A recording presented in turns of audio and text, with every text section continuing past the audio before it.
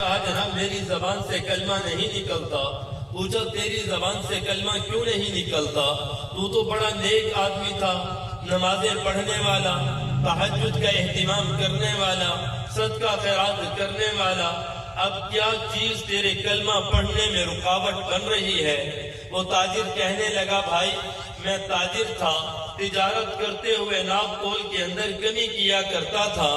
आज कलमा पढ़ने लगता हूँ तो तराजू आज कलमा पढ़ने लगता हूँ तो तराजू के दरमियान का कांटा गले में अटक जाता है, मुझे कलमा नहीं पढ़ने देता। कहा इसी हाल में दुनिया छोड़कर चला गया। फिर फरमाया लोगों कुरान नहीं पढ़ते।